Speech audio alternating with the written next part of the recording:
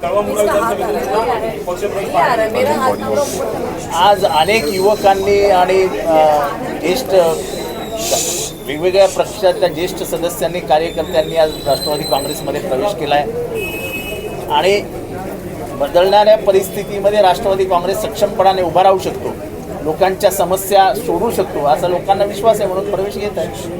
Sir, गेल्या काही दिवसांपूर्वी काही नगरसेवकांनी ते शिवसेना धनुष्यबाण हाती घेतलं होतं, त्यामुळे पूर्वीचे जे शिवसैनिक आहेत जे इच्छुक पद होते त्यांच्यामध्ये कुठेतरी नाराज दिसते, तर भाजपमध्ये देखील नाराज दिसते. त्यामुळे येत्या काही दिवसात असं आहे की ज्या पद्धतीने ठाण्यामध्ये शिवसेना प्रवेश देते, 130 चे 260 वार्ड करणार ते काय मला माहित नाही. एकेका वार्डात 4-4 लोकांना प्रवेश देतात, कशाला लोकांच्या गुळ लावता? त्यांची ती सवय आहे. 4 वर्ष त्या प्रामाणिक शिवसैनिकांनी काम केलं, आता ते फिरतात मागे मागे मागे मागे. उपऱ्यांचं राज्य आलं, व्यवस्था आहे. आम्हाला काय करायचं आहे? कुठल्या दुसऱ्याच्या घरात काय चालतं हे बघण्याची सवय आमच्यापैकी कोणालाही नाही. त्यांचं घर त्यांना सुखी. जे नाराज आहेत ते माझ्याकडे येतातच आहेत ना, माझ्याशी संपर्क साधतात. तुम्ही जाऊन बॅनर बघा, कसे नावं कापतायत, कसे फोटो गायब करतायत. शिवसेनेचे बॅनर लागलेत, ही मेन शिवसेना आहे, त्याच्या कार्यकर्त्यांनी बॅनर लावलेत. कोणाकोणाचे फोटो तपासा, मग तुम्हाला कळेल की किती मोठी उभी राहिली आहे. हिंदी भाषी की जा रही है, तो ऐसा है कि हम हिंदी भाषी के ना तो विरोध में हैं, हमने ना कभी किसी भाषा को विरोध किया, लेकिन सख्ती से अमल होना ये कोई बराबर बात नहीं. गुजरात में होती है क्या सख्ती? बंगाल में होती है क्या सख्ती? तमिलनाडु में होती है क्या सख्ती? उड़ीसा में होती है क्या सख्ती? महाराष्ट्र में क्यों? क्यों? हमने ना कभी हिंदी भाषी के ऊपर राजनीति, देखो इनको राजनीति करनी है धर्म के नाम पे, इनको राजनीति करनी है जात के नाम पे, इनको राजनीति करनी है भाषा के नाम पे. अब ये कहना कितना जायज़ है कि जो अंग्रेजी बात करते कुछ दिनों में उनको शर्म आएगी. अंग्रेजी ये अंतर्राष्ट्रीय भाषा है. दुनिया के हर दरवाजे पे जाओगे तो आपको इंग्लिश में ही बात करनी पड़ेगी. और मैं तो कहूँगा कि कोई भी माँ बाप अपने बच्चे को बड़ा देखना चाहते हैं तो उसको अंग्रेजी पढ़ाइए. आपके बच्चों की जिंदगी तबाह मत कीजिए. अंग्रेजी नहीं आएगी तो दुनिया के दरवाजे पे वो खड़ा नहीं रह पाएगा. देखो ये हिंदी भाषा अंग्रेजी को गाली देना, ये सब बच्चों पे पड़ रहा है सर. ऐसा है कि अंग्रेजी, हिंदी, ये सब भाषाओं के ऊपर जो राजनीति शुरू हो गई है, ये सिर्फ और सिर्फ राजनीतिक है, सियासती मामला है.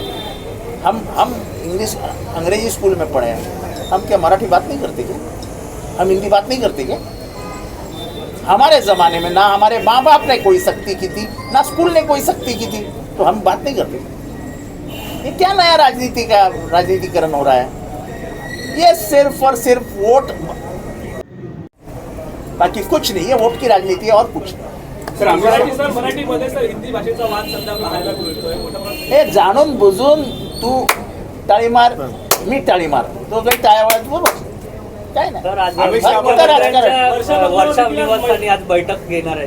मला काय करायचंय? ते कुठेही जाऊ दे ना, पैसे तिला माझा काय संबंध त्यांची. अमित शहा म्हणतात की भविष्यामध्ये इंग्रजी जी आहे ही इंग्रजी भाषा बोलली जाणार आहे, त्यामुळे कुठे तर गळचेपी होईल का मराठी, असं वाटतंय? असं आहे की भाषेला जगामध्ये अशी लोक आहेत जे 30 भाषा बोलतात. 30 भाषा. आपण आहोत कुठे? कोणावरती जबरदस्ती करून काहीच होत नाही. खायची जबरदस्ती, राहायची जबरदस्ती, कपडे घालायची जबरदस्ती, हे खाऊ नका, ते खाऊ नका, हे बोलू नका, ते बोलू नका, हे वाचू नका, ते वाचू नका. अरे काय लावलंय काय?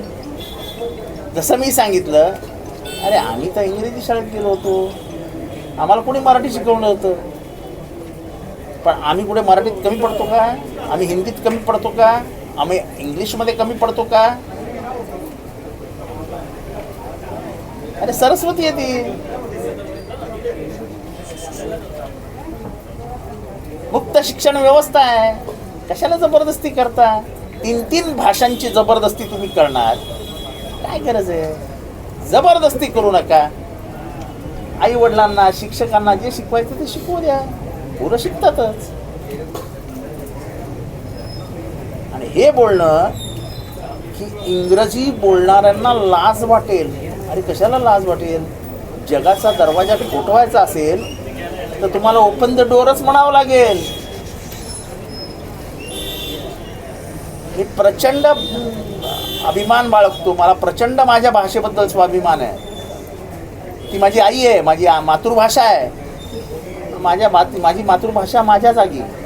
पण जेव्हा जगाच्या दरवाजे मी ठोठवायला जाईन किंवा माझी पोरगी जाईल किंवा महाराष्ट्रातलं कोणीही जाईल किंवा भारतातलं कोणीही जाईल, त्याला इंग्रजीशिवाय पर्यायच नाही हो. जगाची भाषा आहे ती.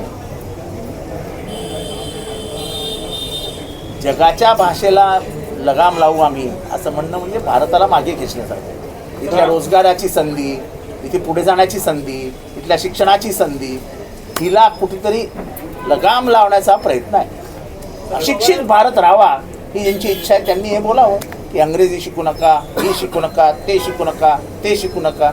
आणा ना संस्कृत आणा आणि संस्कृत शिकवायला सुरुवात करा आणि जगाच्या बाजारपेठेत पाठवा तुमच्या पोरांना.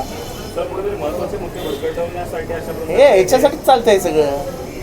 तुम्हाला बेरोजगारीवर बोलायचं नाही आहे, तुम्हाला वाढत्या महागाईबद्दल बोलायचं नाही आहे. इस्रायल इराण युद्धाने होणारी महागाई, तेलाची टंचाई याच्यावर बोलायचं नाही आहे. पुढच्या काही दिवसांमध्ये पेट्रोल डिझेलचा भडका उडणार आहे, भडका किमतींचा, आपल्याला त्याच्यावर बोलायचं नाही आहे. देखो ऐसा है कि अंतर्राष्ट्रीय स्तर पर भारत की भूमिका स्पष्ट होनी चाहिए, स्पष्ट.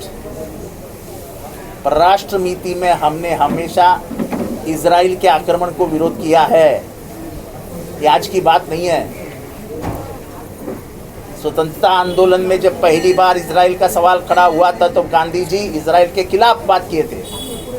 तभी से लेके आज तक अटल बिहारी वाजपेयी ने तो यूएनओ में कहा था कि इजराइल जिस जमीन पे घुसी हुई है वो जमीन उनकी नहीं है. ये मैं नहीं कह रहा हूँ, ये अटल बिहारी वाजपेयी ने कहा था.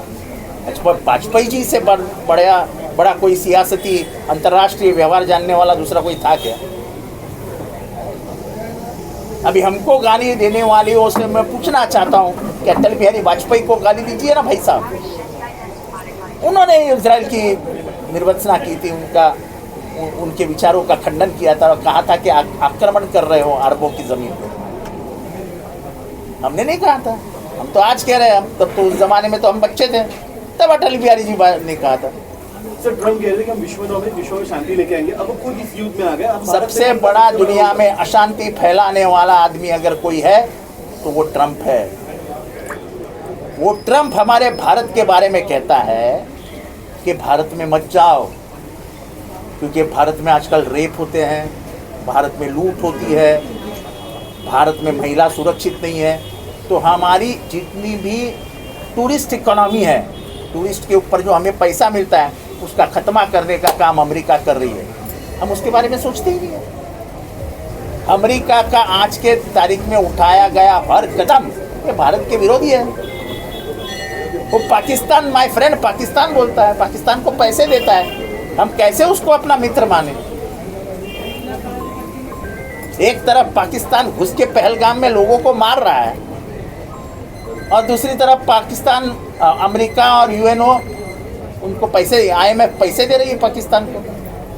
हमारी भूमिका अंतर्राष्ट्रीय स्तर पे हमारी भूमिका क्या है पता ही नहीं चल रहा. इंडिया अलायंस की भूमिका क्या रहेगी आने वाले पार्लियामेंट सेशन में? क्या वो एकजुट रहेंगे इस मामले में? बिल्कुल एकजुट रहेंगे, क्यों नहीं रहेंगे. तो किस तरीके से आप विरोध करना चाहोगे? देखो, मैं ना तो सांसद हूँ ना मैं सांसदीय पार्टी का कोई सदस्य हूँ. ये सवाल मुझे लागू ही नहीं होता है. मी माझी भूमिका स्पष्टपणे मांडली. मोहित पवार साहेबांना सोडणं चुकीचं, परंतु मी कधीही त्यांच्यावर टीका नाही केली असं भास्कर जाधव यांनी सांगितलं. ठीक आहे ना. असं आहे की एवढी कबुली देणं हा देखील मनाचा मोठेपणा आहे, हा मोठेपणा आहे ना. आणि पवार साहेबांनी त्यांना प्रदेशाध्यक्ष केलं, त्यांना आमदार केलं. त्यामुळे आता झाला गतइतिहास आहे. पण त्या गतइतिहासामध्ये मी चुकलो हे सांगण्याचा मनाचा मोठेपणा भास्कर जाधवांमध्ये फार कमी लोकांमध्ये आजच्या राजकारणामध्ये. जे घडवतात त्यांच्यावर डोक्यावर बसायचं आणि कानात अशी सवय झाली आहे लोकांना. म्हणजे बालकाला बनवायचा आणि बालकाने बापाच्या पार्श्वभागावर ही नवीन राजकारणाची आहे, त्याच्यामध्ये भास्कर जाधवांचं मनापासून कौतुक केलं पाहिजे. चला, जय हिंद, जय महाराष्ट्र.